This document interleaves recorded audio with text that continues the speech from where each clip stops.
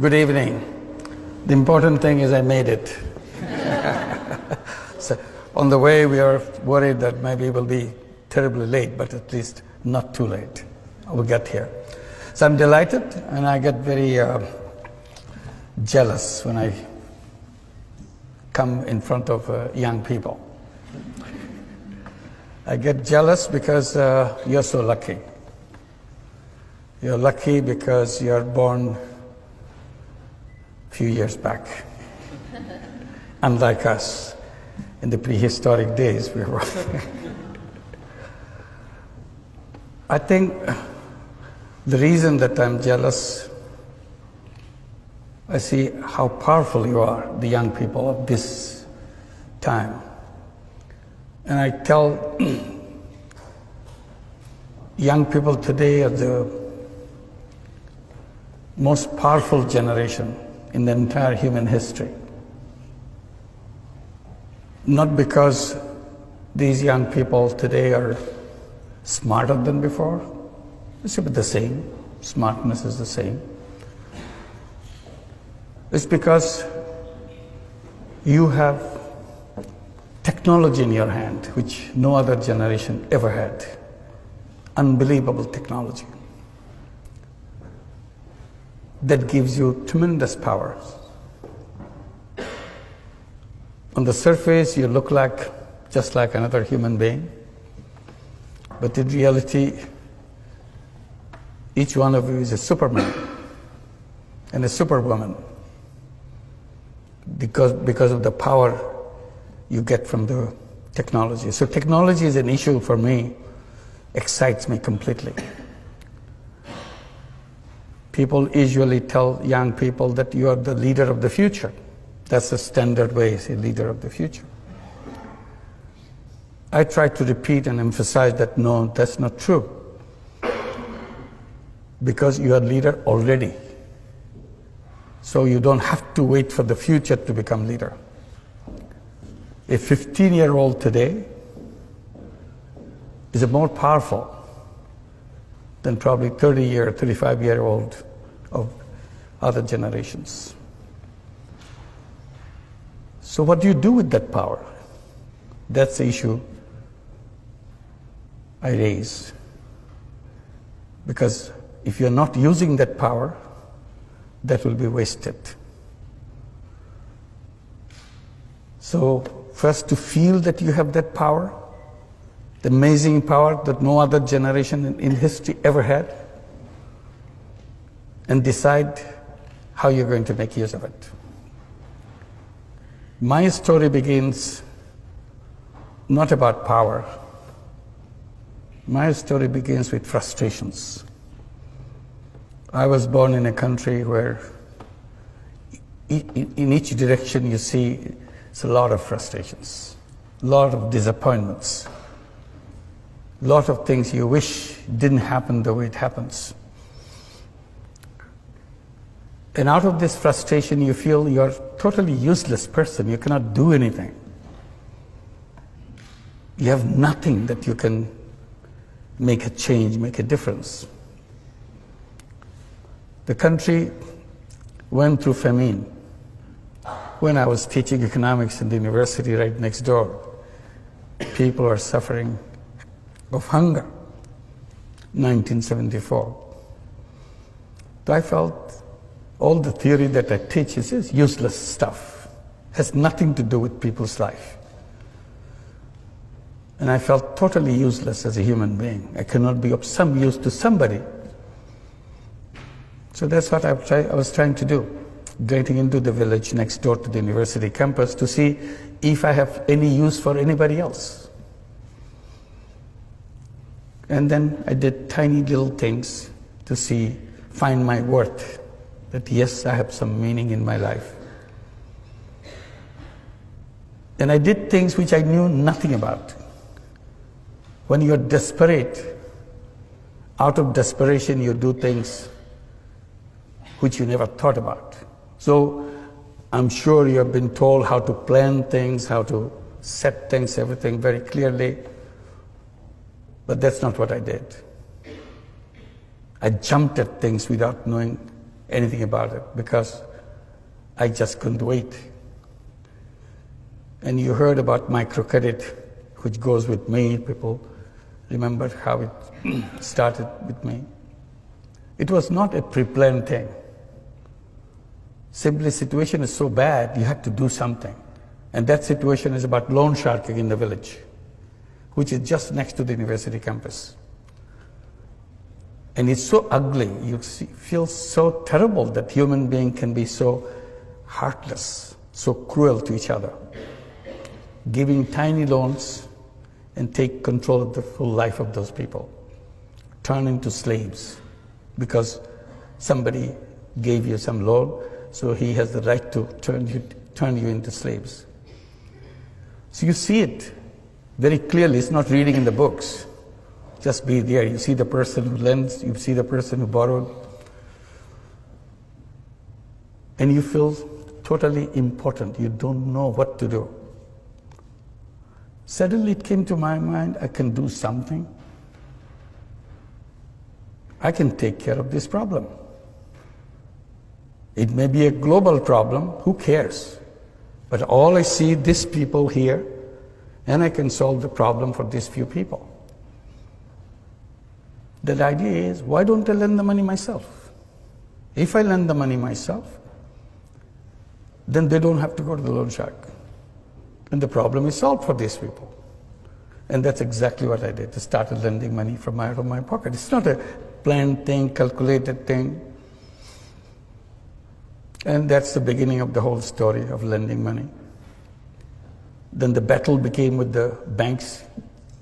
They will not open their door because I ran out of my money because it became so popular. Everybody wanted to borrow money. Who doesn't? And in the process, I exhausted all my money. So I thought, why don't I go to the bank and let them do this? They refused. So my struggle began to convince banks, which I never could.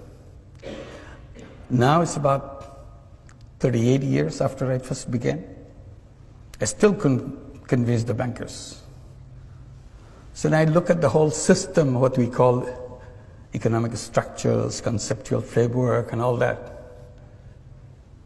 And I feel how wrong they are. And that's again my complaint. We read about it, we study it, we take it so seriously. But I feel it's designed in such a wrong way. Because you look at the theoretical framework of the capitalist system, you immediately find out the misrepresented human being in the theory. In their theory, human being turned out to be a money chaser. All they do in their lifetime, chase money. It's a money-centric, profit-centric world. So the entire theory has been built on the selfishness of human being. I said, that's wrong. Human being is not all about selfishness. Human being is not one-dimensional being. Human beings are not money-making robots. That's not their identity. Theory has diminished human being, made into a small thing, as a robot. But the real human being is very big, way bigger than what the theoreticians imagine. It's a multi-dimensional being, not one-dimensional. I said, just to take example, I said, theoretician took the selfishness in human being, built the whole theory out of it. They forgot the same human being is also a selfless human being. That selflessness was never allowed into the structure that they built. So it's left out. So if you want to be selfless, why don't you go and become a philanthropist? I said, no. Philanthropy is a different thing. I'm talking about the business world. Why can't I use the selflessness in the business world? And that's what I did without knowing about it. When I started working with the poor people, particularly poor women, I see so many problems around them. and I jump at doing something about it. Again, knowing nothing about it. So I start, every time I see a problem, I create a business to solve that problem. It became a habit with me, and I created so many businesses. But very different kind of business. People become curious. Why do you do that? It's not a business. I said, yes, it's a business. What do you mean by business? It has to be sustainable. That's what the quality of business is. So whatever I do is sustainable. There's a two-way flow. There are expenses, there are inflow, income, and so on. And I call them social business. That's the story that took turn. One is the microcredit part, another is the social business part. And I created a lot of those social businesses. Then something happened when we are trying to get all the young people from Grameen families. We have 8.5 million families in Grameen, all poor families. We gave them all the encouragement to go to school because their parents are absolutely literate, all of them. We said illiteracy stops with their parents' generation. Second generation coming out in the Grameen families must be literate. We did everything possible to make sure it happens, and it happened. We sent them to school. We gave them scholarships. We gave them all kinds of encouragement, and then started giving education loans so that they can go to the higher education. As they start coming back from schools with higher education, they get very frustrated. Where's my job? There's no job in Bangladesh. Very difficult for a poor young man or a young woman to find a job. In the beginning, I have no answer to that question, where is my job? Then, I turned the question into another question. The moment say, we don't have jobs, what do we do? And I said, who said you have to have a job? Did your school tell you that you have to have a job? Did your teacher tell you? Did your textbook tell you that you have to have a job? How did this idea of job got into your head? They get very puzzled. Aren't you supposed to have a job? I said, you are young people of this generation. You're lucky young people. Job is an old-fashioned idea. People who didn't know anything, they thought about the jobs. The real human beings don't run after jobs because it's an artificial thing. Job is an artificial thing. Real human being is a go-getter. Real human being is an entrepreneur. It's in the DNA, it's in the blood. But somehow theory pushed them into wrong direction. Seek jobs. I said, you change your mind. Tell yourself again and again, every time you get a chance, I'm not a job seeker, I'm a job creator. And be a job creator. Think like a job creator. Behave like a job creator. As a job seeker, you become small. You are at the mercy of somebody else. As a job giver, you are at the top. Why should you have a job? To start your life as a creative human being, full of energy, full of capacity, start at the very bottom. Nobody gives you a job at the top. It gives you at the bottom, no matter what it is. So all this energy, all this creative power is squeezed into tiny little thing to find a little job. Do the routine things. That's not the destiny of a young man, young woman. Young man and young woman should start at the top and use all the creative capacity and change the world. They get very puzzled. I don't have a job, he's making joke with me. So I said, it's not a problem. Look at your mother. 20 years back, 25 years back, even 30 years back, she took a loan from Grameen Bank, $30, $25. She was shaking like this. Couldn't believe that anybody could trust her with such an enormous amount of money. That's her life. She dared to take this money in her hand and start a business, raising chicken, raising vegetables, sewing clothes, whatever. That's what the 8.5 million women do in Grameen Bank and all the microcredit elsewhere. I said, what good is your education if you're not braver than your illiterate mother? She did it. Along the way you were born, she sent you to school, and you have all this education, and she's been doing it all the time in front of your eyes. You never noticed it. And you're going around to find a job somebody give you to do some minor thing. Is it befitting to you? So that is working. So what we did, we created a social business fund in Bangladesh. Tell every young person within Grameen families, come up with a business idea, anything. Even if you don't have an idea, look at your mother, what she's doing. Take that idea, build it into 10 times, 50 times bigger. Because you have education, you have connections which your mother never had. She never left her village in her life. You have seen the world. And once you have the business idea, bring it to us. We become investor and partner with you, every one of you. So now the young people are coming, business proposals after business proposals. We call them new entrepreneurs. They build their own community, help each other. So again, why unemployment? Because it's our thought, not because of our ability. We are able people. An unemployed young person, think about an unemployed young person. Is something wrong with him? Is something wrong with her? No. He's a very creative person, dedicated, energetic person. Who makes him or her unutilized? The system that we build, our thinking process has made them.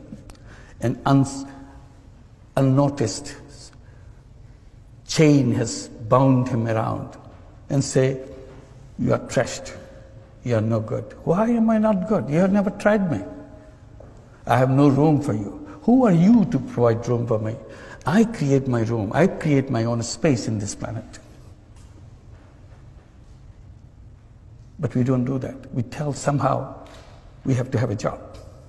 So the natural choice for every young person, every human being, would be to an entrepreneur. If somehow I'm not getting an opportunity for becoming an entrepreneur, for a while I can work for somebody, for a while. Because ultimately that's what I should be my own, and create the world for my own way. So my story is about this, about microcredit, which is not about just lending money. It's unleashing the capacity that every human being has. And the system denied them that right. Like banking system is close to more than half the population of the entire world. It works only for the rich. If you notice, most of the institutions that we build are designed to work for the rich. And then we blame the poor for being poor. I said poor are poor not because of anything wrong with them.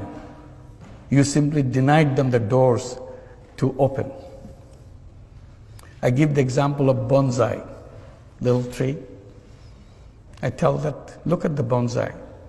You take the best seed in the world, put it in a flower pot, and give all your love to it, let it grow. It grows only this big.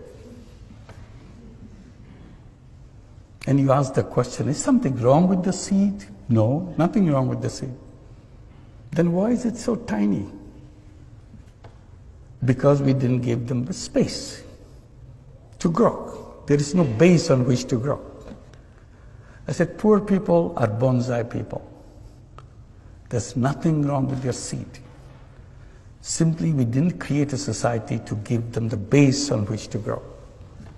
And then we blame them for being so tiny, so poor. So natural human being has no reason to be poor person. Natural human being has no reason to be an unemployed person. We made it happen for them. That's my complaint. I bring it to you. As a new, powerful young people, you'll create a world where the word poor will not be necessary. And I keep saying that poverty should be in the museum, not in human society. In the museum to show our stupidity, how we punished human beings for no fault of their own. And you'll create a society where there will be no unemployment. The word unemployment will not be understood. People will not understand, what does it mean, unemployed? Why should anybody be unemployed? The first thing to do is to make the word unemployment unemployed. And that's the beginning. Thank you very much.